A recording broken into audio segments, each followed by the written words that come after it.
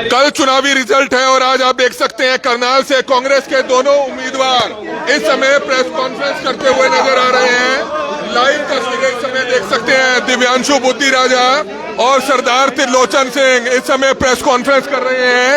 ये बड़ी खबर इस समय आप देख सकते हैं। बड़ा खुलासा करेंगे, कोई बड़ा खुलासा करेंगे जिसकी लाइव तस्वीरें इस समय आप देख सकते हैं। आज हमारी क्योंकि कल गिनती है, मतगणना है, आज हमारे पूरे पार्लियामेंट के और बाई इलेक्शन के जितने भी काउंटिंग एजेंट्स अधिकृत हुए हैं कांग्रेस पार्टी की ओर से, उन सबका आज यहाँ एक ट्रेनिंग सेमिनार बुलाया हुआ था और सभी काउंटिंग एजेंट्स को क्या क्या एहतियात बरतने हैं, क्या क्या सावधानियां बरतनी हैं और उनके क्या क्या अधिकार हैं, उनको लेकर आज ये कांग्रेस पार्टी द्वारा आज ये सेमिनार आयोजित किया गया था, जिसमें हमारे सभी counting agents, ARO table agents और पोस्टल बैलेट एजेंट्स, इन तीनों कैटेगरी के एजेंट्स को आज यहां ट्रेनिंग दी गई है और बड़ा सफल हमारा ट्रेनिंग कैंप आयोजित हुआ है।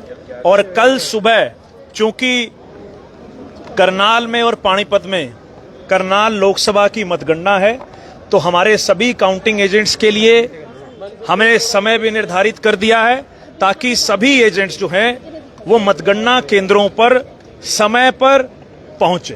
क्या लग रहा है दिव्यांशु जी, जीत है, लड्डू का ऑर्डर दिया है, क्या कहना चाहेंगे? जी, आज समय जितना हुआ है, मेरे घड़ी में समय इस समय 5:45 हुए हैं। मुझे लगता है कि इस समय 5:45 बजे गुलाल के साथ और लड्डुओं के साथ कांग्रेस पार्टी के कार्यकर्ता जश्न मनाते हुए आपको दिखेंगे। धन्यवादी कार्यक्रम भी करते, बीजेपी ने धन्यवादी कार्यक्रम इसलिए रखे हैं क्योंकि 4 के बाद तो नौबत आएगी नहीं धन्यवाद करने की, इसलिए खट्टर साहब ने 4 से पहले ही धन्यवादी कार्यक्रम रख के अपनी फॉर्मेलिटी पूरी की है। एग्जिट पोल सभी गोदी मीडिया के पोल हैं। एग्जिट पोल तो 2019 विधानसभा चुनाव में बीजेपी को 80 पार दिखा रहे थे और बीजेपी की गाड़ी 40 पे रुक गई थी। ये सब फर्जी पोल हैं। मुझे लगता है कि जो मैंडेट करनाल और पानीपत की जनता ने दिया है वो ईवीएम में कैद है और जो सेक्शन ऑफ साइलेंट वोटर्स जितना मैं लोगों के बीच में चुनाव के बाद भी मैं मिला, तो मुझे लगता है कि एक बहुत बड़ा जो तबका है साइलेंट वोटर का, वो कांग्रेस पार्टी के पक्ष में मतदान करता हुआ देखा गया। सीधा सीधा संकेत है कि अब उनको हार दिख रही है और वो उस हार से इस कदर बौखलाए हुए हैं कि अपनी हार का ठीकरा अपनी ही सरकार के कर्मचारियों के सिर पर फोड़ना चाह रहे हैं। लेकिन मैं ऐसा मानता हूं कि इस पूरे चुनावी प्रोसेस के अंदर एक बहुत बड़ा योगदान कर्मचारियों का रहता है। जिस दिन से चुनाव डिक्लेयर होता है और जिस दिन तक मतगणना होती है, उसमें सबसे ज्यादा अगर ड्यूटी या सबसे ज्यादा किसी की मेहनत रहती है तो वो कर्मचारियों की रहती है।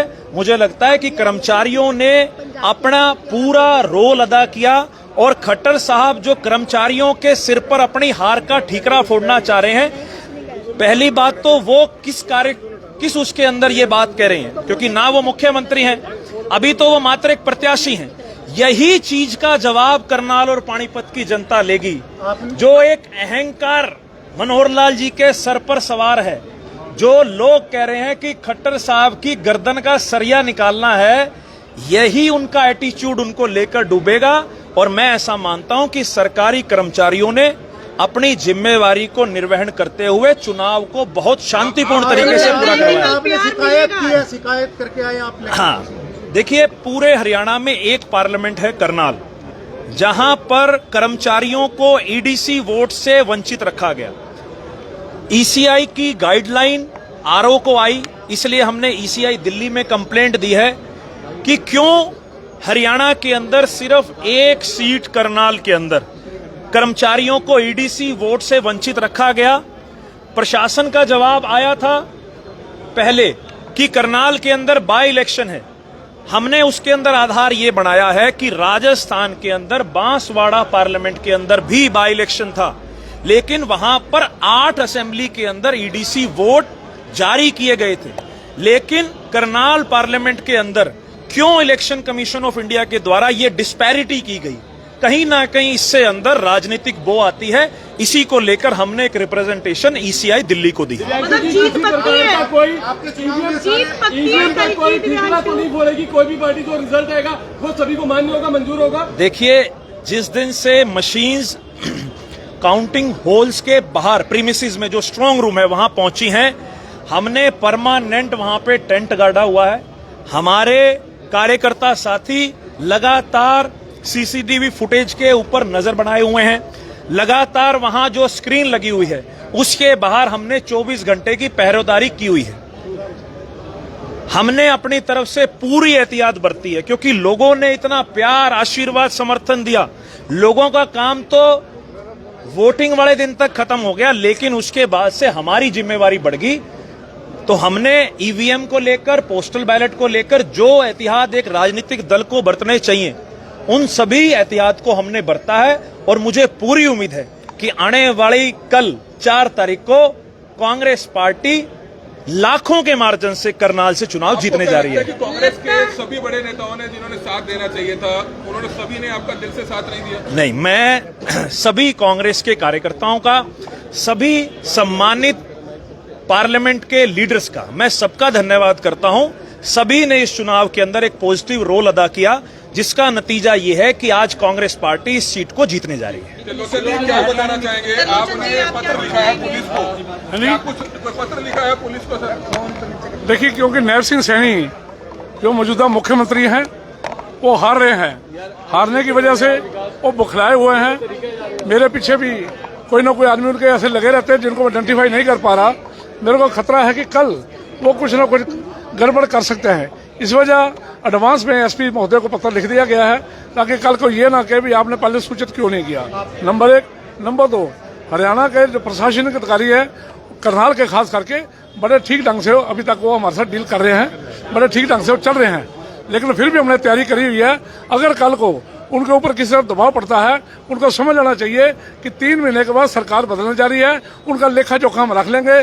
कल को ये ना कहे कि सरकार के दबाव में आकर उन्होंने कोई हेराफेरी करने की कोशिश की, उसके गंभीर नतीजे भुगतने पड़े। हवा में तीर चलाया था 2-4 दिन पहले, आपने कहा था कि मेरे पीठ में छुरा घोंपा है कुछ कांग्रेसी नेताओं ने। आप पीठ देख सकते हो, आगे पीठ देख सकते हो आप। छुरा हवा में चलाया है, लेकिन ये भी कहा था 4 तारीख के बाद उसकी बात करूंगा। आपको बात कही थी, आपको यही कहा था 4 तारीख के बाद मैं पत्र लिखूंगा, मैंने ये कहा था। शिकायत भेज दिया उसके ऊपर? हाँ, शिकायत भेज दी है। 4 तारीख के बाद विधिवत तौर पर एक और भेजूंगा। खिलाफ सर शिकायत करी आपने? मैंने तो एक आधा बोला था। एक आधा है कौन सर वो बताएंगे आपको।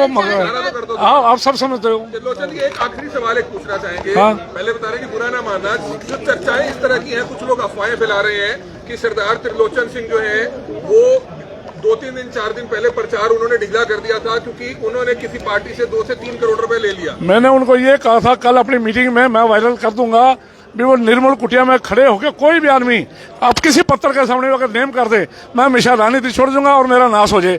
और जिन्हें ये कहा वो पश्चाताप करे, वरना उसको नतीजे भुगतने होंगे। गलत है, 100% गलत है। अगर पानी भी पिया हो किसी का, मैं इस बात के 2-3 दिन कहाँ पर थे। 23 तारीख तो प्रियंका जी आई थी, उससे पहले अनाज मंडी में प्रोग्राम, सारे प्रोग्राम थे। ये तो वो लोग करते हैं जो ये चाहते हैं भी त्रिलोचन किसी तरीके मैदान से बाहर हो, अगला चुनाव हम लड़े।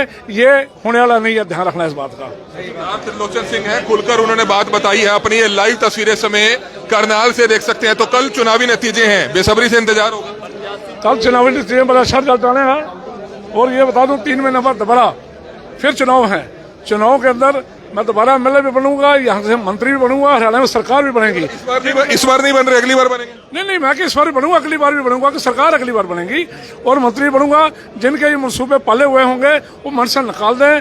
कांग्रेस किसी बपोती नहीं है, कांग्रेस कार्यकर्ताओं की है, कांग्रेस लोगों के साथ है। पीठ में छुरा को डाले कांग्रेस नहीं है, कांग्रेस उनकी नहीं है जो सिर्फ अपने लिए वोट मांग सकते हैं। कांग्रेस के अन्य पदाधिकारी के लिए वोट नहीं मांग सकते, उनकी कांग्रेस नहीं है। इस बार जीत नहीं होती तो क्या लगता है अगली बार भी आपको टिकट देगी 2 बार हारने के बाद कांग्रेस?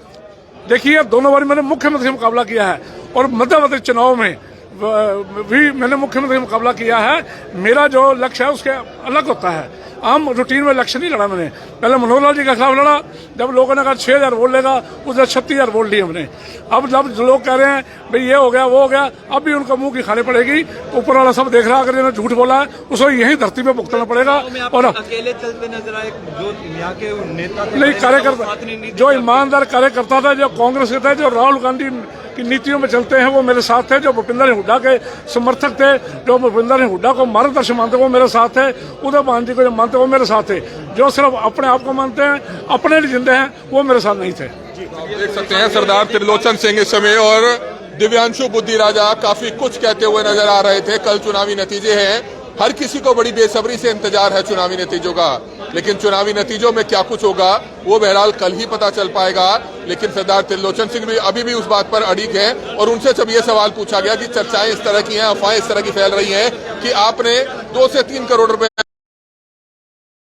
तो तस्वीरें इस समय आप देख सकते हैं। त्रिलोचन सिंह से जब यह सवाल पूछा गया कि चर्चाएं इस तरह की हैं कि आपने 2 से 3 करोड़ रुपए लिया है, आरोप इस तरह के लग रहे हैं, मार्केट में इस तरह की अफवाहें हैं, तो उस पर उन्होंने अफवाहें फैलाने वाले लोगों को करारा जवाब देते हुए कहा कि ऐसा कुछ भी नहीं है। अगर ऐसा है तो वो कहीं भी किसी भी मंदिर, मस्जिद, गुरुद्वारे में जाकर वो इस बात को लेकर कसम खाने को तैयार है। तो ये लाइव तस्वीरें समय आप देख रहे थे करनाल के मंगल सेन ऑडिटोरियम से, जहां पर आप देख सकते हैं काउंटिंग एजेंट्स के साथ जो है आज दिव्यांशु बुद्धि राजा और सरदार त्रिलोचन सिंह, जो दोनों उम्मीदवार हैं करनाल से कांग्रेस के, वो दोनों इस समय उनके साथ मीटिंग करते हुए नजर आ रहे थे, जिसकी लाइव तस्वीरें इस समय आपने देखी। हमारी अपील रहेगी कि ज्यादा से ज्यादा लोगों तक इस वीडियो को आप जरूर पहुंचाइएगा। Kamal media, Karnal breaking news, Karnal.